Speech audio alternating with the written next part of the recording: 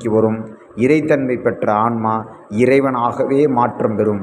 இதை ஒவ்வொரு நிகழ்விலும், ஒவ்வொரு சணத்திலும், ஒவ்வொரு கண் இமைக்கும் நொடியிலும் நீங்கள் உணர்ந்தால் நீங்களும் இறைவன்தான், இறைவனும் உங்களுக்குள்தான். உங்களை கடந்து நிற்கும் அனைத்தும் உங்களால்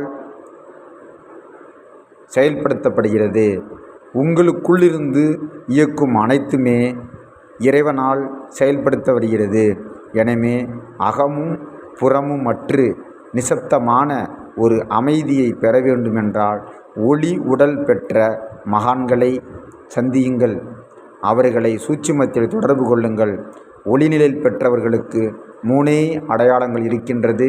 உறக்கமற்றவர்கள், உணவு அற்றவர்கள், பசி தூக்கம் தாகமற்றவர்கள், தன்னுடைய உணர்வுகளில், அவர்களுக்கு கண்களில், அவர்களுடைய மூச்சு சுவாசத்தில் எப்பொழுதுமே ஒரு பாசிட்டிவான, ஒரு சக்தி வாய்ந்த ஒரு காந்த அலை பரவிக்கொண்டே இருக்கும்.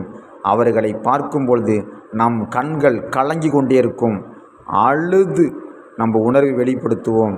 நம் நினைவில் அவர்கள் என்றென்றும் வாழ்கிற அளவுக்கு அவர்களுடைய வெளியில் இருந்து வரக்கூடிய ஒளி ஆற்றல் நம்மளுடைய ஆன்மாவில் சென்று அதில் உள்ள அனைத்து வகையான எல்லாவற்றையும் போக்கக்கூடிய மாபெரும் சக்தியாக இருக்கும். அப்படிப்பட்ட ஒரு கண்களை தேடி பாருங்கள். அப்படிப்பட்ட மகான்களுடைய ஒளி உடல்கள் அந்த ஜீவனிலிருந்து வரக்கூடிய காந்த அலைகளை உங்கள் காந்த உடலில் இணைங்கள். அப்படி ஒரு இணைவு ஏற்படும் பொழுது உடலில் தூய்மை, மனதில் தூய்மை, எண்ணத்தில் தூய்மை, வாழ்வில் வளம் அனைத்தும் பெற முடியும். இந்த இடத்தில் வரும் ஒவ்வொருவரும்